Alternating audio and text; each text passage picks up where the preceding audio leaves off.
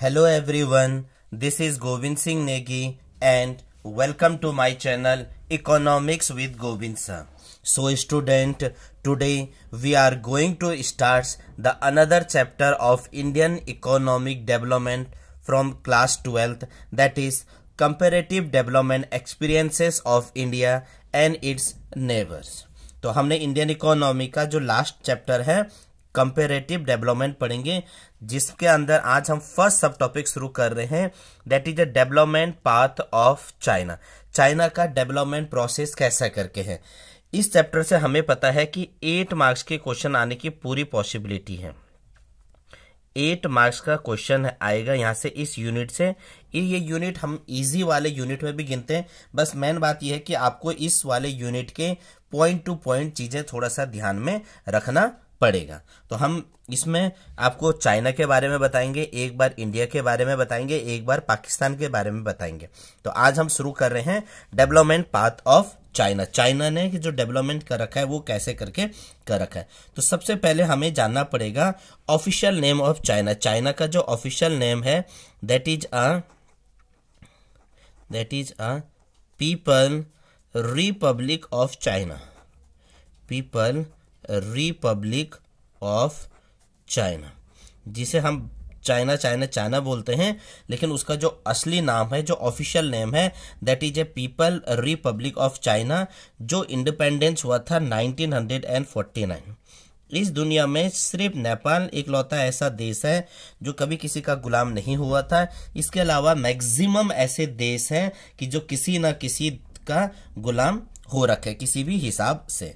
तो चाइना 1949 पर इंडिपेंडेंट हो रखा था। तो चाइना की जो डेवलपमेंट है, चाइना इंडिपेंडेंट हुआ, इंडिपेंडेंट होने के बाद चाइना ने 1953, ये चीज आपको थोड़ा सा याद रखना है, 1953 में इंट्रोडक्शन ऑफ 5 ईयर प्लान किया। That is a introduction of 5 year plan. Introduction of 5 year plan, ये इंट्रोडक्शन ऑफ 5 ईयर प्लान है। कौन सा? First 5 year plan. फर्स्ट, तब से लेकर अब तक चाइना में 2018 से 2021 से लेकर 2025 तक चाइना में जो 5 ईयर प्लान चल रहा है, that is A 14th 5 year plan. That is a 14th 5 year plan. हमने तो अपना 12th 5 ईयर प्लान के बाद रोक दिया है, लेकिन चाइना ने अभी उसका 14th 5 ईयर प्लान चल रहा है 2021 से लेकर 2025 तक। चाइना जब इंडिपेंडेंट हुआ, इंडिपेंडेंट होने के बाद चाइना ने एडॉप्टेड कौन सी वाली पॉलिसी अपनाई कि इकोनॉमी को किस हिसाब से चलाना है। तो चाइना को हम बोल सकते हैं कि चाइना ने जो फॉलो कर रखा है दैट इज ए स्टैटिज्म। STATISM, स्टैटिज्म, या हम दूसरे भाषा में बोले कमांड इकोनॉमी। कौन सी इकोनॉमी फॉलो कर रखी है? कमांड इकोनॉमी उसने फॉलो कर रखी। इन्होंने ये that is a model of growth, ये से हम बोलेंगे ग्रोथ मॉडल। ग्रोथ मॉडल को फॉलो कर रखा है। इनका मतलब हुआ, इन दोनों का मतलब हो गया, क्लियर बात है कि ओनरशिप, जो मालिकाना हक है, जो चाइना के रिसोर्सेस है, ownership of all resources, ownership of all resources vest with the state, vest with state. जो राज्य है उस राज्य के पास हर रिसोर्सेस का कंट्रोल वगैरह होगा। और रिसोर्सेस का मतलब क्या हो गया कि जो भी डिसीजन लिया जाएगा, जो भी डिसीजन वगैरह लिया जाएगा, और 3 प्रकार के डिसीजन आपको पता है, हम इकोनॉमिक्स में पढ़ते हैं, what to produce, how to produce और whom to produce. What to produce, how to produce और होम टू प्रोड्यूस का जो भी डिसीजन होगा उसे कौन लेगा? स्टेट लेगा। स्टेट ही उसका फाइनल है। स्टेट ने मतलब राज्य, राज्य मतलब कंट्री। कंट्री ने जो डिसाइड कर दिया है वो चीज उनका एकदम फिक्स वाले प्लान पे बोला जाएगा। तो ये चीज हमें पता होना चाहिए। चाइना ने स्ट्रेटिज्म इकोनॉमी को फॉलो कर रखा है या कमांड इकोनॉमी को फॉलो कर रखा है। अब हमारी जो टॉपिक शुरू होता है कि चाइना का डेवलपमेंट पाथ ऑफ क्या प्रोसेस है, कि किस हिसाब से चाइना आज इंडिया, पाकिस्तान और चाइना के कंपैरिजन में चाइना इतना ज़्यादा डेवलपमेंट हो रखा है। तो जो चाइना का डेवलपमेंट पाथ है, जो चाइना का डेवलपमेंट पाथ है, डेवलपमेंट करने का जो तरीका है, उसको हमने दो हिसाब में डिवाइड कर रखे हैं, दो पार्ट में इसे डिवाइड करते हैं। First part is known as से प्री 1978, प्री 1978। इसके अंदर क्या क्या चीजें आएगी, और एक आएगा पोस्ट 1978। 78 से पहले कैसा था और 78 के बाद वाला क्या क्या हिसाब चला कि जो चाइना आज इतना डेवलपमेंट कर रहा है। तो जब 78 से पहले पढ़ते हैं तो चाइना के डेवलपमेंट में दो सबसे ज्यादा इंपॉर्टेंट आ जाता है, that is a great leap forwarded campaign, that is a great leap forwarded campaign. पहला ये वाला था, और दूसरा उन्होंने किया great proletarian cultural revolution, great proletarian cultural revolution. ये दो तरीके उन्होंने 1978 से पहले शुरुआत कर रखा था।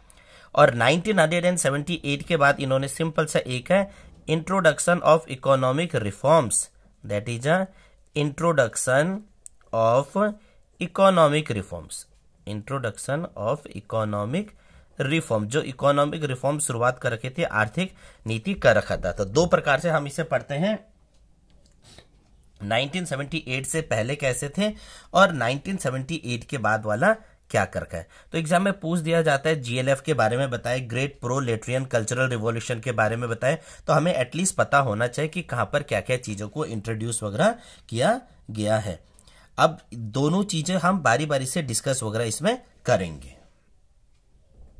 तो जो हमारा टॉपिक शुरू होगा आज का, that is a great proletarian cultural revolution. क्या बोलेंगे हम, ग्रेट लीप को पहले शुरुआत करते हैं, great leap forwarded campaign, great leap forwarded, इसे शॉर्ट में जीएलएफ बोलते हैं, जीएलएफ। हम कंपटीशन के एग्जाम में भी ये चीज पूछा जाता है कि जीएलएफ क्या है, जीएलएफ कौन सा कंट्री ने शुरू कर रखा था। तो हमें नॉर्मली पता होना चाहिए जो जीएलएफ है वो चाइना ने इंट्रोड्यूस कर रखा है और चाइना में ये चीजें चलता है। लेकिन है क्या, तो सबसे पहला पॉइंट है ये कैंपेन चला था 1958 में। कब चला था, 1958 में। इसका मेन एम क्या था, इसका एक्चुअली मकसद ये था process of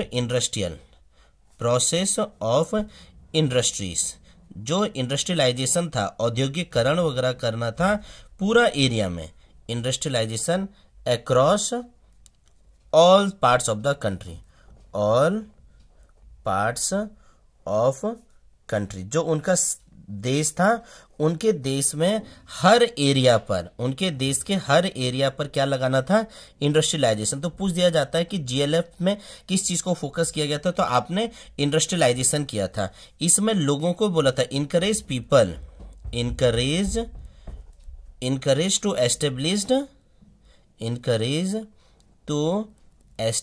industry in backward area, establish industries in backward area. जो बैकयार्ड है, जो पिछड़ा वाला एरिया है, उन जगह में भी क्या करना, इंडस्ट्री को लगाना। इंडस्ट्री के ज्यादा होगा तो इंडस्ट्री से क्या होगा, लोगों को एम्प्लॉयमेंट मिलेगा, अपॉर्चुनिटी वगैरह मिलेगा, बहुत ज्यादा फेमस वगैरह हो जाएगा। और ये करने का जो टोटली फेमस जो जा जाता है, that is a Mao Zedong, that is a Mao Zedong ने इस चीज को बहुत ज्यादा सपोर्ट भी कर रखा था। तो जबकि यही माओ जिडोंग ने, जब हम दूसरा वाला पढ़ेंगे तो वहां पर ये सपोर्ट में आ जाएगा कि माओ जिडोंग का ग्रेट लीप और ग्रेट कैंपेन, फॉरवर्डेड कैंपेन में क्या असर वगैरह हो जाता था। इसे क्या हुआ कि जो इंडस्ट्री लगाने की बात बोला था, तो ये इंडस्ट्री कहाँ लगेंगे, जिस उद्योग वगैरह है, तो मैसिव बूस्ट कहाँ होगा इंडस्ट्री लगने से, इन अर्बन एरियाज, शहर वाले एरिया में ज्यादा से ज्यादा इंडस्ट्री हो जाता था। अब ये क्या हुआ कि शहर में इंडस्ट्री वगैरह चाहिए, इंडस्ट्री के लिए हमें चाहिए रॉ मटेरियल, इंडस्ट्री के लिए हमें क्या चाहिए, रॉ मटेरियल। और रॉ मटेरियल कहां पर से आ जाएगा, रूरल एरिया से, यानी विलेज वाले एरिया से। कहां से आएगा, विलेज एरियाज। और विलेज एरिया ने एक पॉलिसी शुरू कर रखा था, एक नीति शुरू कर रखा था, एडॉप्टिंग, इस चीज का थोड़ा सा याद रखना है, adopting communal farming. That is a communal farming. That is a communal farming. इस चीज का आपको याद रखना है कि कम्युनिटी फार्मिंग किया था कि मतलब कलेक्टिवली मिलकर काम कर रखा था, कलेक्टिव फार्मिंग वगैरह कर रखे थे। और जो करीब करीब कितने थे, ये 26,000 कम्युनिटी थे, करीब करीब 26,000 कम्युनिटी थे जिन्होंने एग्रीकल्चर पर इनको बेस रख रखा था। तो पूछा जाता है हाउ मेनी कम्युनिटी, मतलब 26,000 community cover almost all the population engage in agriculture. 26,000 लोग इसमें जुड़े हुए थे। लेकिन ये चाइना के साथ साथ इनको जो सपोर्ट दिया गया, Russia also play a important role. Russia played a critical role. Russia का भी इसमें बहुत अच्छा रोल है इनके प्रमोटिंग करने के लिए। Critical role in promoting industrialisation.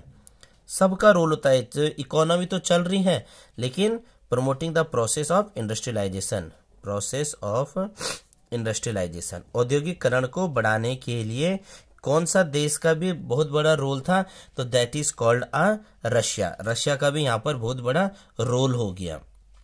तो इससे बेनिफिट, इसमें रशिया का तो बहुत बड़ा रोल था ही, लेकिन but due to diplomatic conflict भी हो जाता है, राजनीति के भाषा में हो जाता है, बहुत सारे विद्रोह वगैरह होना शुरू कर दिया। तो रशिया ने क्या कर दिया, जो ये अपने लोग थे, जो रशिया के एक्सपर्ट वगैरह थे, उनको वापस बुला दिया। किसको वापस बुला दिया, एक्सपर्ट जो रहते हैं ना, जो उसको सलाह देने वाले रहते हैं, expert were withdrawal, expert were withdrawal. मतलब जो great leap forward proletarian campaign था, उसमें रशिया ने तो उसको प्रमोट करने के लिए बहुत हेल्प वगैरह कर रखा था, लेकिन राजनीति वगैरह ऐसा हो गया कि उन्होंने बाद में, रशिया ने अपने जो डिप्लोमेट्स वगैरह थे उनको वापस बुला दिया गया है। और धीरे धीरे करके चाइना ने क्या कर दिया, बहुत सारे लोगों को इस चीज पर जोड़ दिया गया था, किस चीज पर, ग्रेट लीप फॉरवर्ड कैंपेन। इसीलिए चाइना आज इंडस्ट्रियलाइजेशन के मामले में बहुत आगे निकल रखा है as compared to the other countries. तो इस चीज का आएगा एग्जाम में कभी शॉर्ट नोट्स, तो आप यहां पर लिख सकते हैं कि क्या क्या कैसे करके कर रखा था। एक हो गया ग्रेट लीप फॉरवर्ड कैंपेन। एक दूसरा जो प्रोग्राम शुरू किया था, that is a great proletarian, that is a great proletarian cultural revolution, cultural revolution. ये भी कहीं ना कहीं इसी प्रकार का चीजें था। इसमें भी यही था कि इकोनॉमी को बूस्ट करने के लिए हम क्या क्या कर सकते हैं। चाइना ने शुरुआत से ही एग्रीकल्चर सेक्टर को फॉलो कर रखा था, लेकिन धीरे धीरे करके जैसे जैसे इकोनॉमिस्ट में आते रहे तो ये चीज बनते रहा। तो पूछा जाएगा कि जी ये कब शुरू कर रखा था, तो आप बोलेंगे 1965 से लेकर 1976 तक के बीच के आसपास सा ग्रेट प्रोलेटेरियन कल्चरल रिवॉल्यूशन वाली पॉलिसी को एडॉप्ट कर रखा था। और इसको चलाने का जो जाता है कम्युनिस्ट पार्टी, चाइना में शुरुआत से ही कम्युनिस्ट पार्टी को सपोर्ट करते हैं, जिसे वन पार्टी रूल के नाम से भी बात जानते हैं। और कम्युनिस्ट पार्टी जो उनका जो उस टाइम का बॉस होता था, दैट इज ए माओ जिडोंग। क्या नाम था उसका, माओ जिडोंग था। तो माओ जिडोंग ने क्या किया, जो इस पीरियड में ग्रेट प्रोलेटेरियन कल्चरल रिवॉल्यूशन में उसके जितने स्टूडेंट्स थे, स्टूडेंट्स एंड प्रोफेशनल्स, जो हर चीज में एक एक में क्या था, एक्सपर्ट्स वगैरह थे, students and professional were sent to country side, मतलब कंट्री के अलग अलग कोने वगैरह में भेज दिया था, क्या जानने के लिए, country side to gain professional expertise, to gain professional expertise, कि कैसे करके उनके देश में किस चीज की कमी है, कौन सा चीज को बढ़ावा कहां पर दिया जा सकता है, उस चीज को सपोर्ट करने के लिए आप एटलीस्ट रिसर्च करो, कि देख के आओ कि कहां पर क्या क्या चीजें हैं। और ये रिवॉल्यूशन चाइना की इकोनॉमी के लिए एक बहुत अच्छा बूस्टअप के तौर पर बोला गया, और इसने चाइना में एडॉप्टेड शुरू कर दिया। कौन सी इकोनॉमी कर दिया, इसने शुरू कर दिया, दैट इज अ माओजिम। जो माओ थे उस माओ के बाद वाली इकोनॉमी को और अच्छा कर दिया और चाइना की इकोनॉमी को धीरे धीरे करके बूस्टअप कर दिया। तो पूछा जाएगा ग्रेट प्रोलेटेरियन कल्चरल रिवॉल्यूशन में क्या क्या जो स्टूडेंट और प्रोफेसर वगैरह थे उनको कंट्री साइड पर भेज दिया गया है वो देखने के लिए कि क्या क्या पॉजिटिव पॉइंट हमारे देश से निकल सकते हैं। ग्रेट लीप फॉरवर्ड कैंपेन में क्या क्या इंडस्ट्रीज लगाने के लिए, बैकवर्ड एरिया में इंडस्ट्री लगाने के लिए रॉ मटेरियल को विलेज वगैरह में लोगों को अडॉप्ट कर रखा था कि लोग आसानी से काम वगैरह कर सके, खेती बाड़ी में काम करे, रॉ मटेरियल वगैरह निकले और इंडस्ट्री को जाए और इंडस्ट्री उसका फाइनल गुड्स वगैरह बना के उनको दे। तो ये कुछ चीजें हैं जो हमें चाइना के सक्सेस के बारे में बताता है 1978 से पहले तक। आई थिंक आपको समझ आया होगा। नेक्स्ट पार्ट में हम बताएंगे 1978 के बाद ऐसा क्या हुआ चाइना की इकोनॉमी में, ऐसा क्या इकोनॉमी रिफॉर्म्स किया कि उनको इकोनॉमी धीरे धीरे करके और तेजी से आगे बढ़ने लग गया। वीडियो पसंद आए तो लाइक करना, शेयर करना, औरों को भी बताइए। ये चैप्टर आपके लिए काफी बेनिफिट होने वाला है। 8 नंबर का है, थ्योरेटिकल पोर्शन ज्यादा है, ना तो हमने किसी के लिए पॉजिटिव ज्यादा लिखना है ना तो हमने नेगेटिव ज्यादा लिखना है। तब तक के लिए थैंक यू।